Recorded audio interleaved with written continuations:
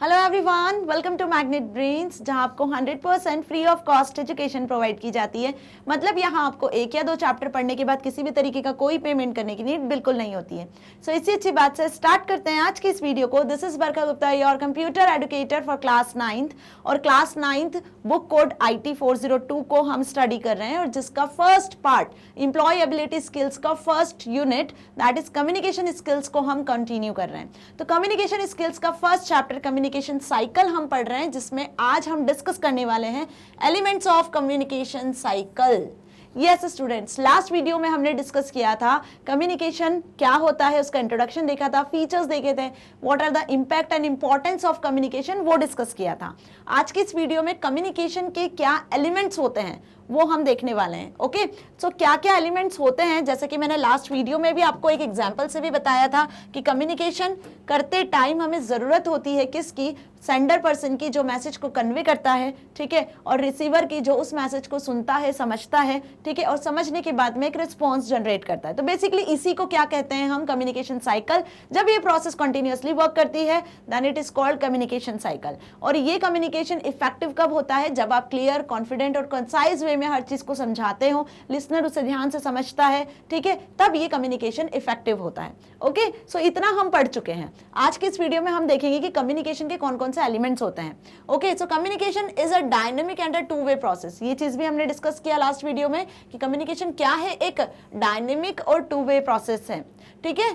The essential elements of communication process are, essential elements कौन कौन से हो गए। अब टू वे प्रोसेस कैसे है और डायनेमिक कैसे, ये तो क्लियर है ना, लास्ट वीडियो में बताया था, फिर से बता देती हूँ कि यहाँ पर दो या दो से ज्यादा पर्सन्स इन्वॉल्व होते हैं कम्युनिकेशन में, वो अपने आइडियाज को, व्यूज को, थॉट्स को शेयर करते हैं, तो हम बोलते हैं इसको डायनेमिक और टू वे प्रोसेस। अब हमेशा वो अलग अलग तरीके से अलग अलग चीजों पर बात करते हैं। जैसे आप यदि अपने फैमिली मेंबर्स से डिस्कस करते हो, कुछ बात करते हो, है ना, स्कूल में जाते हो तो फ्रेंड्स के साथ कुछ और डिस्कस करते हो, टीचर आपको कुछ पढ़ाती है तो आप कुछ और मैटर पे, कुछ और सब्जेक्ट पे बात करते हो, डिस्कस करते हो, राइट। तो इसी वजह से हम बोलते हैं कि कम्युनिकेशन क्या है, डायनेमिक है। ओके, और टू वे प्रोसेस मतलब यहाँ पे टू और मोर देन टू और ग्रुप ऑफ पीपल इन्वॉल्व होते हैं जो अपने आइडियाज, व्यूज को शेयर करते हैं, ट्रांसफर करते हैं, एक्सचेंज करते हैं, ठीक है। सो ये चीज अच्छे से समझ में आई। अब इनमें क्या एलिमेंट्स हैं, कौन कौन सी चीजें इन्वॉल्व होती है, तो यहाँ पर सबसे पहला जो एलिमेंट है वो है मैसेज।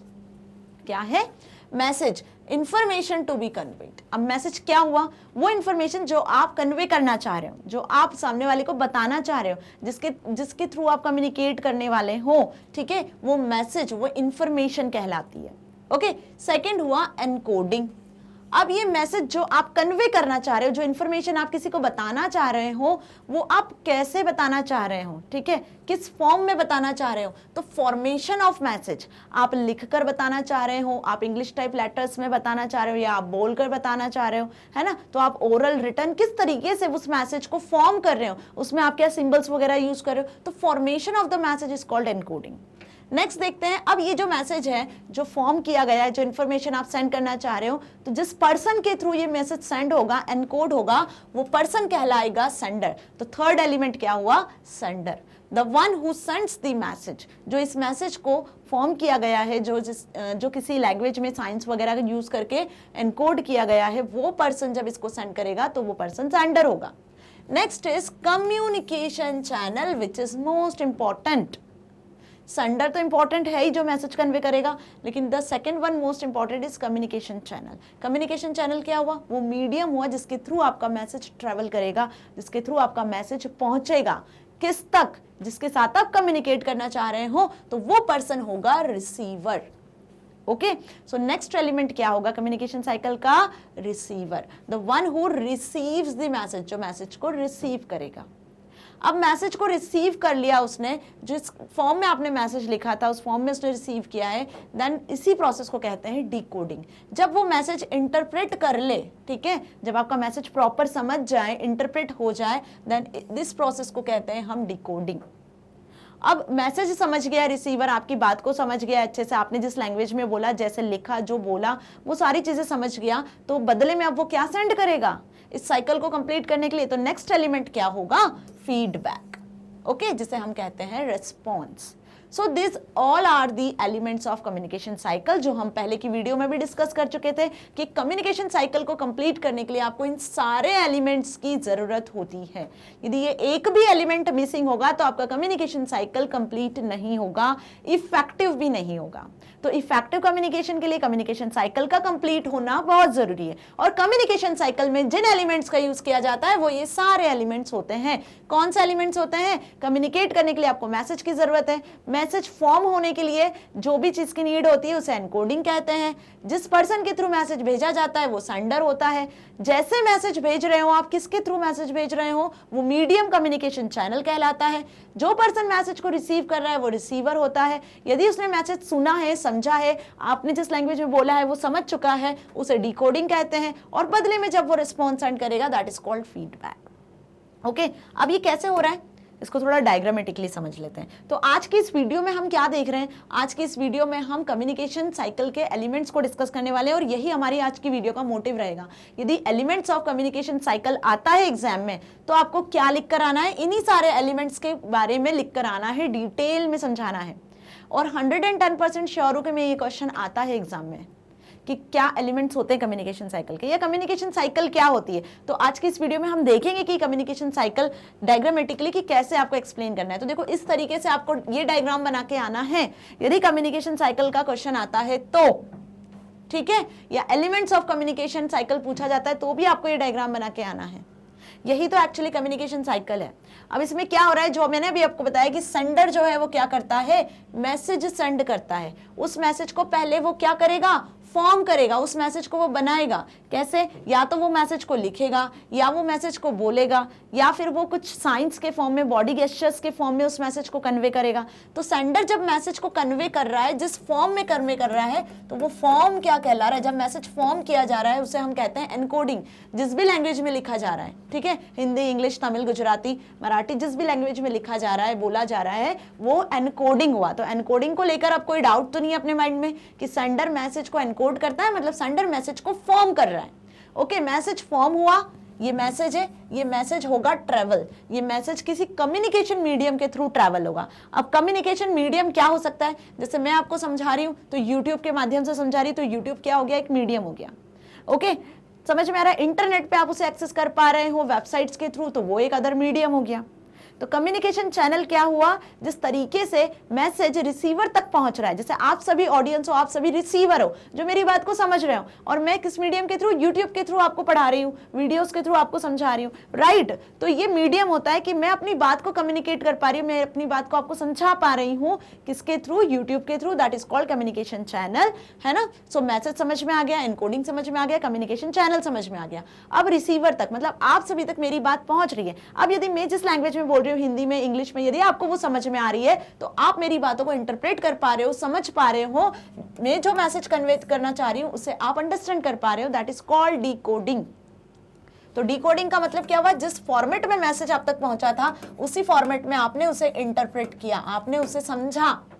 जब आपने उस मैसेज को समझा, यदि आपको मेरी सारी बात अच्छे से समझ में आ गई, कम्युनिकेशन साइकिल क्या होता है, इफेक्टिव कम्युनिकेशन क्या होता है, क्या फीचर्स है, क्या इंपैक्ट्स है, क्या इंपॉर्टेंस है, ये आपको अच्छे से समझ में आया, तो आप मुझे थैंक्स लिखकर भेजोगे। या फिर नहीं समझ में आया, कोई डाउट है, तो कमेंट बॉक्स में आप डाउट्स भी लिखकर भेज सकते हो, है ना। तो आपने क्या किया? आपने कमेंट किया। कमेंट में क्या लिखा आपने कि हमें ये पॉइंट समझ में नहीं आया, या हमें ये बहुत अच्छे से समझ में आ गया, ठीक है, थैंक्स फॉर वॉचिंग और थैंक्स फॉर टीचिंग, लाइक ऐसा कुछ आप मैसेज मुझे कमेंट करोगे, ठीक है, थैंक यू मैम, लाइक। तो ये क्या हुआ? रिसीवर ने क्या किया है? रेस्पॉन्स सेंड किया है, जिसे हम फीडबैक भी कहते हैं। तो जब ये फीडबैक, ये रेस्पॉन्स सेंडर तक पहुंचेगा, तब जाके एक की कम्युनिकेशन साइकिल कंप्लीट होगी कि सेंडर ने मैसेज को फॉर्म किया, एनकोड किया, फिर मैसेज ट्रैवल हुआ किसके थ्रू? कम्युनिकेशन चैनल के थ्रू। कम्युनिकेशन चैनल के थ्रू मैसेज जो है रिसीवर तक पहुंचा, और रिसीवर ने पहले उसे डिकोड किया, समझा, डिकोड करने के बाद में फिर उसका रिस्पॉन्स जनरेट हुआ।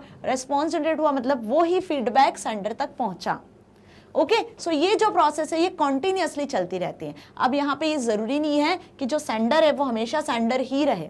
यदि एक बार ये साइकिल चल गई तो उसके बाद हो सकता है कि रिसीवर को कोई डाउट हो तो रिसीवर भी सेंडर की तरह बन सकता है, और सेंडर फिर उसको रिप्लाई करेगा तो सेंडर भी रिसीवर बन सकता है।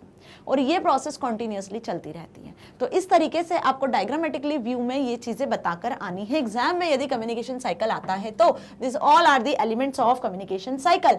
अब हम इनको डिटेल में डिस्कस करते हैं कि यदि इसमें कुछ लिखने को आया तो क्या लिखोगे, जो मैंने अभी समझाया वही लिखना है। सेंडर इज एन इंडिविजुअल और अ ग्रुप। अब सेंडर ऐसा जरूरी नहीं है कि मैं जैसे आपको समझा रही हूँ तो अभी मैं सिंगल सेंडर हूँ, इसी तरीके से बहुत से लोग आपको समझा सकते हैं। सपोज आपको मम्मी पापा दोनों मिलकर समझा रहे हैं कोई चीज, तो 2 सेंडर हो गए। समझ में आया? तो सेंडर कोई इंडिविजुअल भी हो सकता है और ग्रुप ऑफ पीपल्स भी हो सकते हैं। क्लियर? जो मिलकर आपको कोई मैसेज सेंड कर रहे हैं, कुछ कम्युनिकेशन कर रहे हैं। So who has send an idea और information which he wants to communicate with others.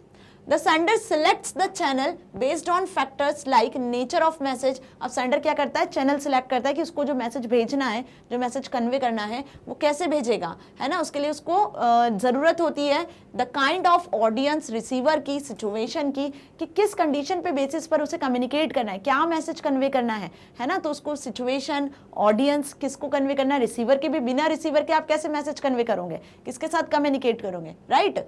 The sender becomes the source of message. देखो सेंडर क्या होता है? मैसेज का सोर्स होता है। यदि ये एमसीक्यूज में, फिलअप्स में भी आए तो आपको पता होना चाहिए who becomes the source of message. तो सेंडर और रिसीवर, तो आपको पता होना चाहिए कि sender is the source of message. क्यों? क्योंकि सेंडर ही मैसेज को जनरेट कर रहा है, सेंडर ही मैसेज फॉर्म कर रहा है, सेंड कर रहा है, तो इसलिए सेंडर क्या हुआ? Source of message. In the previously given example, अब लास्ट वीडियो में हमने एक एग्जाम्पल देखा था फादर वाला। फादर ने लिखा था reach tomorrow instead of reaching tomorrow, है ना। फादर अपने सन के घर पे घूमने जाने वाले थे नेक्स्ट डे, तो उन्होंने ईमेल में लिखा था रीच टुमारो। क्या लिखा था? रीच टुमारो, जबकि उनको क्या लिखना चाहिए था? Reaching tomorrow. तो इसके 2 मीनिंग हो गए। फादर जाना चाहते थे, लेकिन जब सन ने उस मैसेज को, ईमेल को पढ़ा तो उन्हें ऐसा लगा कि उसके फादर उसे बुला रहे हैं, ठीक है, तो वो पहुंच गया मिलने। तो दोनों मैसेज में बहुत बड़ा बिग कंफ्यूजन क्रिएट हुआ, मिसकम्युनिकेशन क्रिएट हुआ। तो यहाँ पे क्या बताया है कि the sender becomes the source of message. यदि हम एग्जाम्पल की बात कर रहे हैं फादर और सन के, सो उस एग्जाम्पल में फादर कौन थे? सेंडर थे, जो मैसेज को सेंड कर रहे थे। अच्छे से समझ में आ गया ना, सेंडर कौन हुआ? जो मैसेज को सेंड कर रहा है। ओके, अब नेक्स्ट एलिमेंट डिस्कस करते हैं हम, मैसेज। अब फादर ने क्या मैसेज लिखा था? रीच टुमारो, है ना, ठीक है। तो वो हुआ मैसेज, जिसमें इंग्लिश वर्ड्स थे। इस तरीके से उन्होंने मैसेज को इनकोड किया था, मैसेज लिखा था।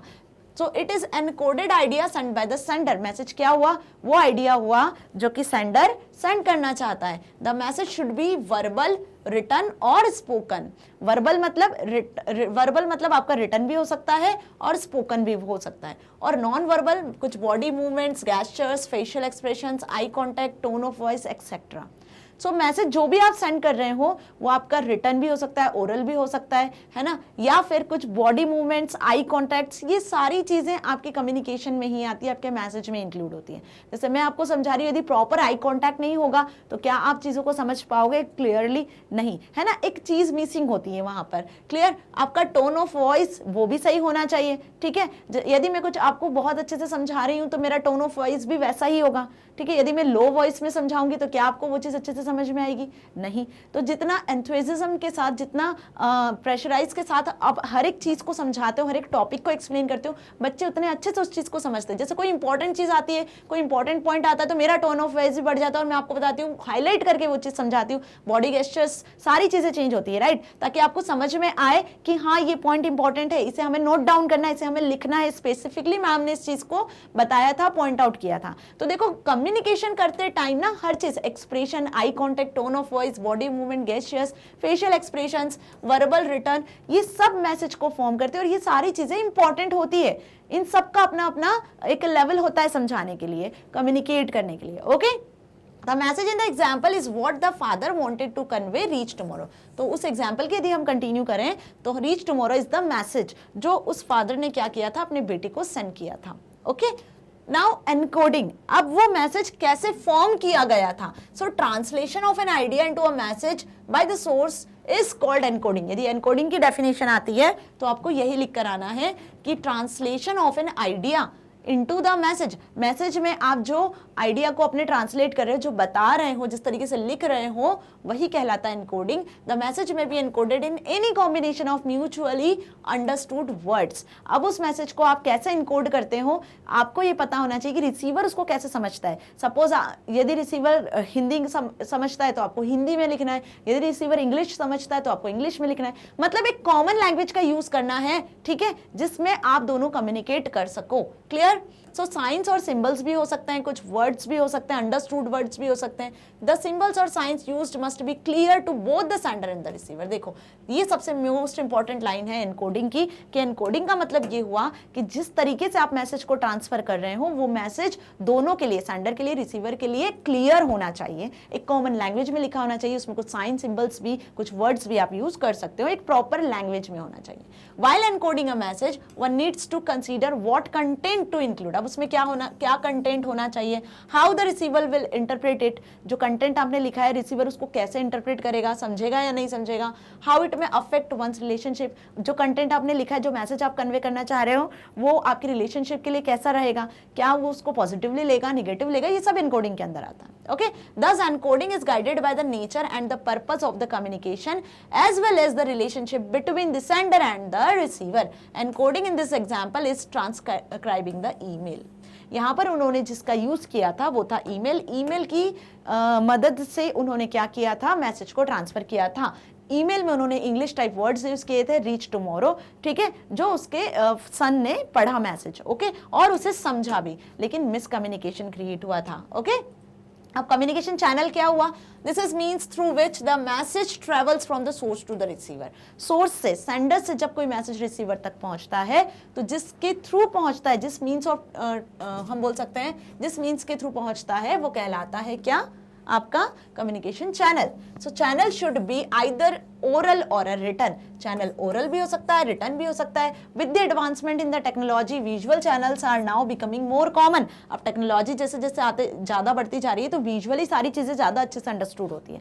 किसी छोटे बच्चे को यदि आप बोल के कोई चीज समझाओगे और यदि विजुअली कोई चीज समझाओगे, है ना, ऑडियो और वीडियो के फॉर्म में, तो वो उसे ज्यादा अच्छे से समझेगा। राइट, तो ये चीज आपको समझ में आई। यदि जो मैं आपको समझा रही हूँ आप अपनी बुक से पढ़ोगे तो इतने अच्छे से समझ में नहीं आएगा, लेकिन जब आपको कोई चीजें विजुअली और कोई चीजें जब आपको साउंड के फॉर्म में, वीडियो के फॉर्म में मिलेगी तो आप उसे बहुत अच्छे से समझोगे, है ना। सो टेक्नोलॉजी के साथ भी यदि देखा जाए तो जिसके थ्रू कम्युनिकेशन होता है वो विजुअल, ओरल, रिटन, ग्राफिक्स के फॉर्म में, साउंड के फॉर्म में, किसी भी फॉर्मेट में हो सकता है। The standard channels this days include video conferencing, video chat, telephones etcetera.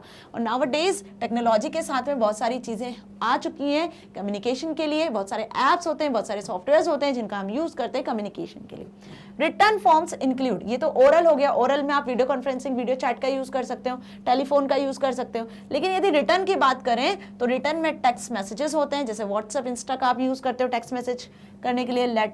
Email होता है, उसमें भी आप रिटर्न कम्युनिकेशन करते हो। मेमोस सेंड करते हैं हम, रिपोर्ट्स लिखते हैं, एप्लीकेशंस लिखते हैं, ईमेल लिखते हैं, फैक्स भेजते हैं, ये सब रिटर्न कम्युनिकेशन में आता है ना। अब हमारे एग्जाम्पल की यदि बात करें तो the message is send through an email. Father ने सन को कैसे भेजा था, मेल, ईमेल के थ्रू भेजा था। तो ईमेल क्या हुआ, यहाँ पे ट्रांसमिशन चैनल हुआ। जो मैसेज उन्होंने एनकोड किया था वो मैसेज कैसे भेजा गया था, ईमेल के थ्रू। तो email is the transmission mode. Okay, अब रिसीवर वो पर्सन है जिसने मैसेज रिसीव किया। तो कौन था रिसीवर, सन था रिसीवर, जिसने वो फादर का वो मैसेज रिसीव किया था। द पर्सन और group that receives the message is known as receiver. अब रिसीवर एक पर्सन भी हो सकता है और ग्रुप ऑफ पर्सन भी हो सकते हैं, जैसे सेंडर सिंगल और मल्टीपल हो सकते हैं। The receiver is one who डिकोड्स and interpret the message. जो सेंडर ने मैसेज भेजा है उसे डिकोड करेगा, उसे इंटरप्रेट करेगा, वही रिसीवर कहलाएगा। It is important to note that the meaning of the communication is what is interpreted and not what was intended, है ना। उसने किस इंटेंशन से भेजा वो मैटर नहीं करता है, क्या वो समझ रहा है उस मैसेज से, वो मैटर करता है। समझ में आई मेरी बात, कि क्या इंपॉर्टेंट पॉइंट आपको यहाँ नोट करना है रिसीवर का, कि meaning of the communication is what is interpreted, ठीक है, not what is intended. Now any error on the part of the receiver may make the communication ineffective. यदि कोई भी एरर होती है रिसीवर साइड से या कोई मैसेज मिस हो गया तो वो कम्युनिकेशन इनइफेक्टिव होता है। जैसे इन आर एग्जाम्पल, हमारे केस में क्या हुआ था, जो हमने अभी एग्जाम्पल लिया in this story, the son is the receiver. Son क्या था, रिसीवर था। अब वहां पे जो मैसेज डिकोड किया गया वो मैसेज उससे रॉन्ग डिकोड किया गया। तो डिकोडिंग क्या होता है वो देख लेते हैं अब। It is the process of deriving meaning from the received message. जो मैसेज रिसीव किया गया है उस मैसेज का क्या मीनिंग है ना। So the message should B worded carefully so that the receiver easily understand it. हमेशा जो भी मैसेज आप भेज रहे हो एंड जिस फॉर्म में एनकोड कर रहे हो, सामने वाला उसको उसी फॉर्म में डिकोड करे, है ना, ये जरूरी होता है। जिस तरीके से, जिस मीनिंग के फॉर्म में आपने वो भेजा है, सामने वाला उसका मीनिंग भी वही समझे, उसी तरीके से उसको इंटरप्रेट करे, that is called decoding, easily समझ सके। If the message is encoded while keeping the receiver in mind, it will be easier to decode it. Okay, for example, the words and the tone you choose to express your thoughts to a friend will be different from what you choose for your parents and teachers. होता है ना generally ऐसा, आप अपने friend से जिस tone में, जिस तरीके से बात करते हो, क्या उसी टोन में, उसी तरीके से आप अपने पेरेंट्स से, क्या टीचर्स से बात करते हो? नहीं, है ना। एक रिस्पेक्ट लेवल होता है हर एक का अपना अपना। अपने फ्रेंड्स के साथ आप फ्रेंडली बिहेवियर में बात करते हो, कुछ भी बोल सकते हो, कैसे भी बात कर सकते हो, राइट। लेकिन पेरेंट्स और टीचर्स के साथ में आप रिस्पेक्टफुली बात करते हो। तो हर चीजों का एक टोन होता है, एक बिहेवियर होता है जिसको आपको फॉलो करना होता है, right. So this is because you know they will interpret और रिसीव द मैसेज डिफरेंटली। अब जिस तरीके से आप अपने फ्रेंड से बात करोगे तो फ्रेंड आपको उसी तरीके से रिप्लाई करेगा, वैसे ही इंटरप्रेट करेगा आपके मैसेज को। पेरेंट्स से जिस तरीके से बात करोगे तो वो आपकी बात को उसी तरीके से एक्सेप्ट करेंगे, इंटरप्रेट करेंगे और आपको रिप्लाई सेंड करेंगे, right. So in the example, decoding is son's interpretation of his father's email. अब डिकोडिंग उसने कैसे की? उसके ईमेल के थ्रू। फादर ने जो ईमेल भेजा था, सन ने जो ईमेल को एक्सेप्ट किया, जिस ईमेल को, देन उस ईमेल को एक्सेप्ट किया, पढ़ा, समझा, ठीक है, देन डिकोड किया, इसी को कहते हैं। अब फीडबैक क्या हुआ? The cycle of communication is complete when the sender receives the feedback. जब सेंडर ने फीडबैक रिसीव किया तब ये पूरी साइकिल कंप्लीट हुई। From the message sender received, without feedback, बिना फीडबैक के the sender cannot confirm if the receiver has interpreted the message correctly.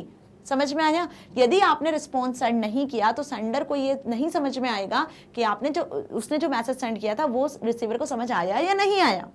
Okay, जैसे मैं आपको समझा रही हूँ, यदि आप मुझे कमेंट सेक्शन में लिखकर बताते हो कि यस मैम हमें ये टॉपिक समझ में आ गया, राइट, तो मुझे ये चीज क्लियर होगी कि हाँ ये टॉपिक समझ में आया। यदि आप कोई डाउट भी लिखकर भेजोगे कि इस टॉपिक में डाउट है, तो भी मुझे ये समझ में आएगा कि हाँ इन्हें इस टॉपिक में डाउट है। लेकिन यदि आप कोई कमेंट नहीं करोगे, आप कुछ नहीं बताओगे, तो मुझे कैसे समझ में आएगा कि आपको ये टॉपिक समझ में आया कि नहीं आया? तो इसे हम कहते हैं इनइफेक्टिव कम्युनिकेशन। इसलिए कहते हैं कि डाउट्स हो या टॉपिक आपको समझ में आए तो आप भले ही आप थंब का साइन भेजो, लेकिन आप कमेंट भेजो ताकि आपको ये क्लियर हो सके और मुझे ये क्लियर हो सके कि हाँ आपको ये सारी चीजें अच्छे से समझ में आई है। Fine. So feedback is also given. Feedback is also given and received to improve behavior and performance. Behavior और performance को improve करने के लिए होता है, feedback दिया जाता है, ठीक है। A constructive feedback informs and motivates people to improve themselves. हमेशा feedback आपका इसलिए दिया जाता है ताकि सामने वाले की performance improve हो सके, behavior आपका उसके साथ अच्छा हो। जैसे suppose यदि हम बात करें अपनी ही, यदि आपको किसी चीज में डाउट होता है, जब तक आप feedback नहीं दोगे मुझे कैसे पता चलेगा कि आपको कहीं पे डाउट है, किसी टॉपिक में डाउट है, राइट। तो हमेशा हमें फीडबैक देके कम्युनिकेशन को कंप्लीट करना होता है, इफेक्टिव करना होता है। In the given example feedback was missing, that is why communication cycle broke down in this case. जो अभी हमने एग्जांपल देखा, फादर ने ईमेल किया reach tomorrow instead of reaching tomorrow, है ना। तो वहां पर सन को कायदे से रिप्लाई करना चाहिए था। यदि उसने प्रॉपर फीडबैक दिया होता तो ये मिसकम्युनिकेशन होता? नहीं होता। तो समझ में आया ना कि फीडबैक का क्या रोल है। फीडबैक की बहुत बड़ी इंपॉर्टेंस है कम्युनिकेशन साइकिल को कंप्लीट करने में। यदि फीडबैक नहीं होगा तो वहीं पर मिसकम्युनिकेशन और इनइफेक्टिव कम्युनिकेशन होता है।